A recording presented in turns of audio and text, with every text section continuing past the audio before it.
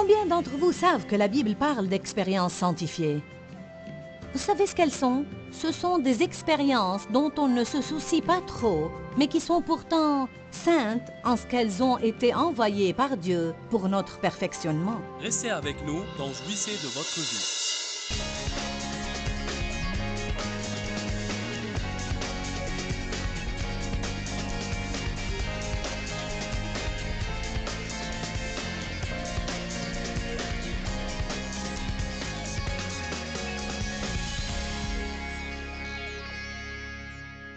Eh bien, ce week-end, j'ai choisi pour vous comme sujet ce que je vais appeler brisé et guéri. Répétez après moi, brisé et guéri. Père, comme nous abordons ta parole, nous le faisons avec une crainte révérencieuse. Tu as promis que si j'ouvre ma bouche, tu la rempliras. Je veux que les paroles qui sortent de ma bouche soient des paroles pénétrantes qui entrent jusqu'au cœur des auditeurs et réalisent de profonds changements dans leur vie.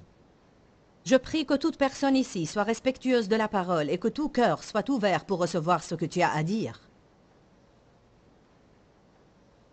Et je sais que ta parole est ointe et qu'elle rompt les liens de la servitude dans nos vies. Ainsi, je te fais confiance pour que les vies soient changées quand la parole est prêchée au nom de Jésus. Amen. Bon, le psaume 51, versets 16 et 17. Sauf que je suis dans Ésaïe et ça ne va pas m'aider.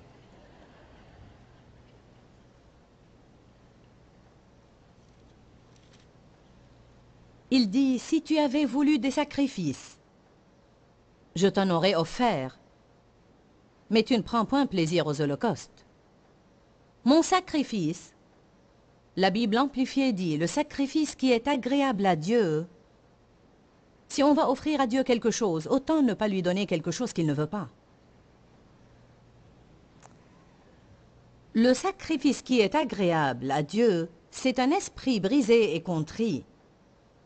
Un esprit brisé et contrit, brisé dans l'affliction sur le péché, et humblement et complètement pénitent. Ô Dieu, tu ne dédaignes pas. Un cœur brisé et contrit. Tout d'abord, je veux anticiper l'enseignement de ce week-end en disant que ce que je vais en fait prêcher ce week-end doit être compris et reçu. Tout ce qui est compris n'est pas nécessairement reçu. Ça doit être compris et reçu ou nous resterons bébés spirituels toutes nos vies. C'est formidable que vous soyez sauvés. Si vous n'êtes pas sauvés, je prie que vous preniez soin de cela et de nous laisser prier avec vous. Mais c'est formidable si vous êtes sauvés, c'est merveilleux. Ce sont de bonnes nouvelles pour vous parce que vous n'allez pas finir en enfer. Mais vous pouvez être sauvés et n'être utiles au royaume de Dieu en rien. Vous pouvez être sauvés et ne jamais faire du bien aux autres. Nous sommes censés être nés de nouveau et puis grandir. Que tout le monde dise grandir. On n'est pas censé rester des bébés spirituels toute notre vie. On est supposé devenir adultes. La Bible dit que nous devons être comme les petits-enfants dans notre approche à Dieu, mais pas enfantin. Il y a une différence. Tout le monde aime les bébés. Pour tout bébé spirituel dans la salle, Dieu vous aime. Mais l'héritage n'est jamais donné au bébé spirituel. Vous pouvez l'avoir en réserve, pour vous, quelque part à la Banque Céleste, mis de côté pour vous avec votre nom dessus. Mais vous ne le dépenserez jamais. Vous entendrez parler de la terre promise, mais vous passerez toute votre vie à errer dans le désert. On doit tous grandir spirituellement. Ce serait merveilleux si on pouvait prier une prière et grandir. Et si nous pouvions nous tenir dans une file pour la prière, pour qu'on nous impose les mains et que nous puissions grandir. Mais ça ne se produit Pas si facilement ou si rapidement. La maturité spirituelle exige une grande et profonde œuvre de Dieu en nos vies. Il y en a beaucoup qui, parce qu'ils ne le comprennent pas, résistent cette œuvre toute leur vie. Ils passent leur vie à résister le Seigneur. Souvent, nous ne savons pas que nous résistons à Dieu. Mais ce que nous faisons fréquemment, c'est combattre l'instrument que Dieu envoie. Ou bien l'expérience sanctifiée que Dieu envoie. Combien d'entre vous savent que la Bible parle d'expériences sanctifiées? Vous savez ce qu'elles sont? Ce sont des expériences dont on ne se soucie pas trop, mais qui sont pourtant saintes en ce qu'elles ont été envoyées par Dieu pour notre perfectionnement. Je vais aller lentement pour que tout le monde le comprenne bien. Combien d'entre vous croient qu'on peut passer sa vie à résister à Dieu? J'ai passé plusieurs de mes premières années, en tant que croyante remplie de l'esprit, à résister à Dieu, croyant que je luttais contre le diable. Parce que je croyais que tout ce qui m'advenait, qui s'avérait inconfortable, je ne devais pas l'accepter car j'étais une enfant de Dieu.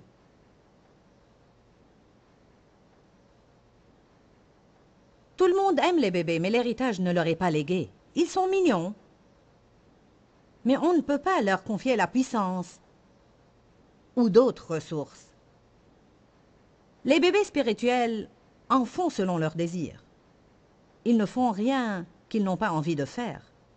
Si leurs sentiments ne les encouragent pas, alors c'est terminé. La maturité spirituelle exige que nous vivions à part nos sentiments. On a des émotions, mais on doit les contrôler. On ne peut pas leur permettre de nous contrôler. La maturité spirituelle exige qu'on ne fasse pas tout ce qui nous passe par la tête juste parce que ça nous est venu à l'esprit. Et cela nécessite la compréhension préalable que toutes nos pensées ne sont pas celles de Dieu. Et notre intelligence doit être renouvelée. Et un bébé spirituel en fait à sa tête. Il dit toujours « Eh bien, je veux. Oui, je veux. » Faites que cette volonté soit docile à Dieu, qu'elle devienne vraiment soumise, souple et modelable. Allez maintenant. Qui parmi vous a un enfant qui n'est pas très commode? Bon, devinez quoi? Dieu en a beaucoup également. Et vous savez comme ça peut être décevant. Et je crois bien que Dieu soit Dieu, et je ne sais pas, peut-être qu'il n'éprouve jamais rien de tout ceci, mais on en parle d'une manière qu'on peut concevoir. Je suis sûre que notre comportement déçoit Dieu parfois. Pourquoi est-ce que ça nous contrarie tellement en tant que parents quand nos enfants ne nous écoutent pas? Parce qu'on a déjà l'expérience de ce dont ils veulent faire l'expérience. Et on essaye de leur éviter l'essai et d'avoir à éprouver la douleur et la déception que nous avons eue nous-mêmes. Mais ah non, ils n'écoutent pas. Ils doivent apprendre. Comment? À leurs dépens. Qui comprend ce que j'ai dit? Retournons maintenant à notre verset. Psaume 51, 16. Si tu avais voulu des sacrifices, je t'en aurais offert, mais tu ne prends point plaisir aux holocaustes. Bon, vous savez que ce que les gens faisaient, alors ils le font encore aujourd'hui. Bien qu'on soit des chrétiens du Nouveau Testament, certains vivent encore sous la loi. On n'est pas obligé, mais on le fait. Donc, ce que les gens faisaient, c'était de sacrifier quand ils avaient péché. Ils offraient des holocaustes. Mais David nous dit, ce n'est pas vraiment ce que tu veux. Ce n'est pas vraiment ce que tu veux. Ce que tu veux vraiment, c'est un cœur rompu et contrit. Ce que tu veux vraiment, c'est un homme au cœur brisé. Quand on pense à un homme au cœur brisé, on pense à quelqu'un qui a été maltraité. Mais il y a différents genres de cœurs brisés. Et Dieu ne veut pas qu'on brutalise et maltraite qui que ce soit. La Bible dit qu'il vient pour guérir ceux qui ont le cœur brisé, pour panser nos blessures et soigner nos plaies, pour nous donner une huile de joie au lieu du deuil. Et ça, c'est une des manières de voir l'homme au cœur brisé. J'étais moi-même une personne brisée, mais j'étais en fait du genre qui était vraiment brisé dans sa personnalité. Des personnes comme ça ont été blessées et elles ne fonctionnent pas de la manière dont elles devraient fonctionner en raison du mal qu'elles ont subi dans leur vie. La Bible nous promet que si l'on suit ses voies et on passe du temps avec Dieu et on apprend la parole, alors on peut être guéri de ce genre de blessure. Mais il y a un autre genre de brisure qu'on doit tous épouser. Le mot brisé alarme toujours les gens. Où allons-nous en venir avec tout ça? Amen. Alors, on doit avoir le cœur brisé devant Dieu. Et ce que je veux dire par ça, c'est on ne peut pas être têtu, endurci, opiniâtre, rebelle, obstiné, aimant nos propres voies, adorant les travaux de nos propres mains. La Bible dit, ne soyez pas comme un cheval ou un mulet, sans intelligence. On les bride avec un frein et un mors, sinon ils ne feront rien de ce qu'on leur demande. Qu'arrive-t-il à un cheval sauvage? Il doit être quoi? Laissez-moi vous entendre plus fort. Je suppose qu'on a tous vu des films de cow-boys. Et vous savez, quand le cow-boy saute sur le dos de ce cheval sauvage, et c'est une belle attaque qu'on a là, n'est-ce pas? Dans les films de cow-boy, parfois le cheval démonte son cavalier. Mais quand c'est Dieu qui vous saute sur le dos, on ne peut pas se dégager de lui. Il reste en selle jusqu'à ce que l'esprit sauvage en nous soit dompté et brisé. Ce n'est pas confortable, ça fait mal. Et souvent, on ne comprend pas ce qui se passe. Et la raison pour laquelle on ne comprend pas, c'est parce que personne ne nous dit le genre de choses que j'essaye de vous dire ce week-end. Amen. Pas ce soir, mais sûrement demain matin, nous allons parler des outils que Dieu emploie pour nous briser. Outils. Expérience scientifique. Les gens. Des gens qui nous irritent. Devoir attendre.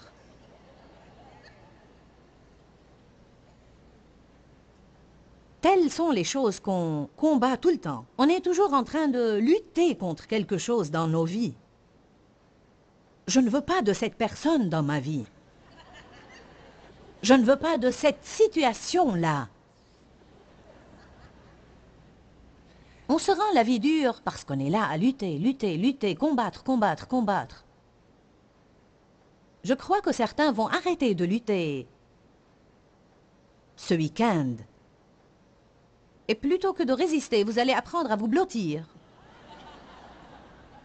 Apprendre à monter sur les genoux de papa et lui dire « Ce que tu veux, c'est ce que je veux aussi. » Ne passez pas votre vie à lutter avec Dieu parce qu'il va gagner à la fin. Amen. Mon sacrifice, un sacrifice agréable à Dieu, c'est un esprit brisé, un cœur brisé et contrit, brisé dans l'affliction sur le péché, et humblement et complètement pénitent. Laissez-moi vous dire quelque chose. Je pense que dans notre Église de ce temps moderne, parfois on n'est franchement pas assez repentant. Je pense que parfois on est navré d'avoir été pris, mais pas assez affligé d'avoir commis le délit. Parfois, on a besoin d'un peu plus qu'un « oups ». Je pense que lorsqu'on réalise vraiment la laideur de notre péché, il naît une profonde repentance, et cela face à la laideur du péché. Et je vous le dis, quand ça vous arrive, ça vous transforme. Sinon, ce qui arrive souvent, c'est qu'on continue à faire le même délit encore et encore et encore et encore, et on dit « je suis désolé Éternel », mais on le fait encore et encore et encore, et il n'y a jamais délivrance, parce qu'on n'est jamais vraiment venu au point où on prend le temps nécessaire de nous arrêter et voir la chose comme Dieu la voit lui-même. Je crois qu'on doit apprendre à détester tout ce que le Seigneur déteste. Il déteste le péché, il déteste l'entêtement, il déteste la rébellion, il déteste les coups raides et les attitudes opiniâtres. Non pas les personnes, mais leurs attitudes, leur mentalité. Il abhorre qu'on maltraite les gens. Savez-vous que Dieu hait qu'on se maltraite les uns les autres? Dieu déteste absolument qu'on se juge et qu'on se critique les uns les autres. Le savez-vous? Il déteste qu'on jase et qu'on commère sur les gens. On prend ces choses tellement à la légère. Eh bien, à mon avis... Allez maintenant. On en a besoin ce soir. On doit apprendre à voir nos cœurs se briser sur les choses qui brisent le cœur de Dieu. On doit apprendre à nous affliger sur ce qui l'afflige et à détester ce qu'il déteste. Commencez à prier. Éternel, apprends-moi à détester ce que tu détestes. Et brise mon cœur, Éternel, sur ce qui brise ton cœur. Amen. En réalité, ce soir, je vais enseigner sur le châtiment de Dieu. Un sujet qui se trouve partout dans la Bible et qu'on doit bien saisir. Enseigner sur le châtiment de Dieu ne vous appellera pas à applaudir et à acclamer ce soir, mais plus tard. Que tout le monde dise plus tard. Car plus tard finit toujours par arriver. Alléluia. Quelqu'un doit nous dire quelque chose maintenant, nous pousser à faire quelque chose maintenant qui va rendre plus tard plus agréable. Il y en a beaucoup ici ce soir. Si vous aviez fait ce que Dieu vous a dit de faire l'année dernière, vous ne seriez pas dans le pétrin maintenant parce que maintenant c'est plus tard.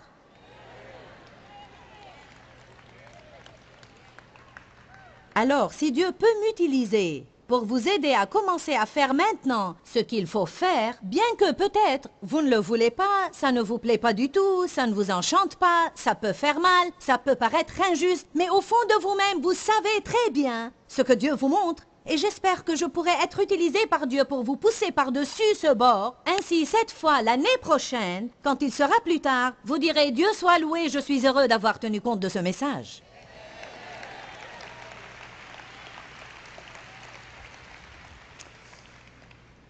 Alors allez avec moi à Job, chapitre 5. C'est une place merveilleuse pour commencer.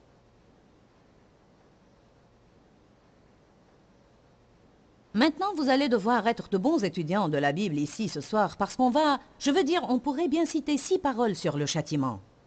Je veux que vous compreniez que ce n'est pas quelque chose que j'invente. Ça se trouve partout dans la Bible. Qu'est-ce que le châtiment? C'est une correction. C'est une éducation. C'est une formation qui vient du Seigneur. Nos pères terrestres nous corrigent et nous châtient. À plus forte raison, Dieu, qui est notre Père, nous corrige et nous châtie. Il opère sur nous. Dieu agit sur nous par l'intermédiaire du Saint-Esprit qui intervient en nous à l'intérieur. Et c'est très difficile de décrire à quoi ça ressemble, mais vous vous sentez juste berk. Il y a comme un meulage profond dans votre esprit. Je veux dire, c'est comme oh oh, vous savez. Vous sentez comme si Dieu a sa main là-dedans en train de presser quelque chose et il ne lâchera pas. Vous avez probablement senti cela sans savoir que c'était Dieu. Vous avez cru que c'était une indigestion. C'était une indigestion spirituelle. Mais aussi parce qu'on n'est pas aussi sensible spirituellement qu'on devrait l'être. Quand Dieu opère sur nous intérieurement, il l'utilisera toujours, et cela jusqu'à ce que vous atteigniez un niveau de maturité spirituelle où vous pouvez dire immédiatement dans votre esprit quand Dieu vous sonde.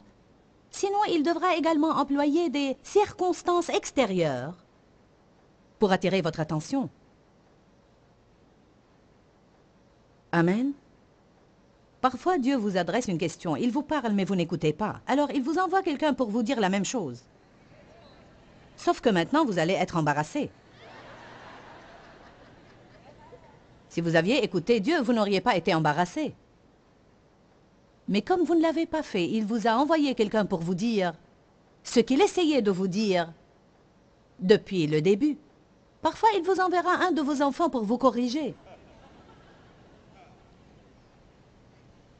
Dieu emploie des personnes pour nous corriger et qui parfois ne savent même pas qu'elles sont utilisées. Elles disent des choses et ne réalisent même pas ce qu'elles disent, mais c'est comme une lame qu'elles plongent en nous. Amen. J'ai marché avec Dieu un long temps. Et j'ai encore beaucoup de chemin à faire, mais je peux dire quand Dieu opère sur moi à l'intérieur.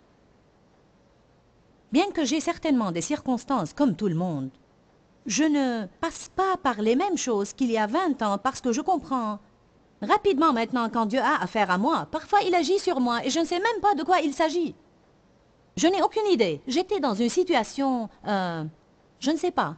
Il y a 2 ou 3 mois, je ne me rappelle plus exactement la date, mais je ne pouvais pas dormir la nuit.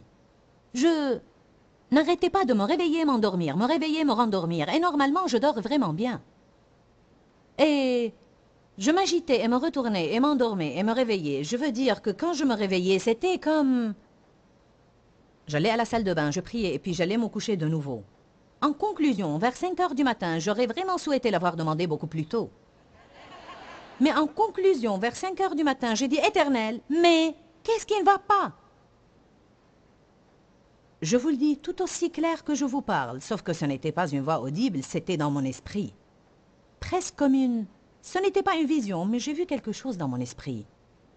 J'ai vu une situation qui s'était produite ce jour même, où j'avais été impatiente avec quelqu'un. Juste impatiente. Pas grand-chose. Vous savez, pas grand-chose. J'ai immédiatement su que Dieu n'a pas aimé la manière dont j'avais traité cette personne. Savez-vous ce que le Seigneur m'a dit? Il m'a dit, est-ce que tu sais, Joyce, tu n'es pas si importante que tu ne peux pas attendre quelqu'un de temps en temps.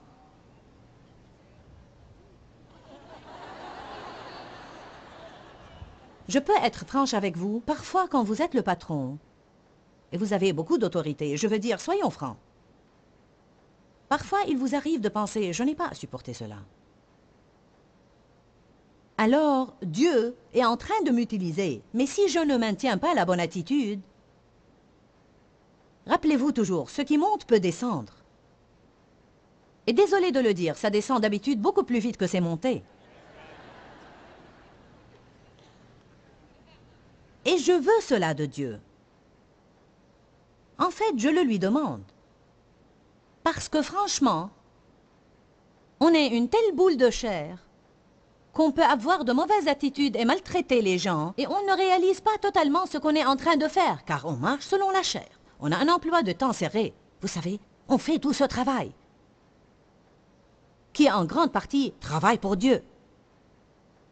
On n'agit pas comme lui, on travaille pour lui. Hors de mon chemin, tout le monde, j'ai du ministère à faire ici. Allez.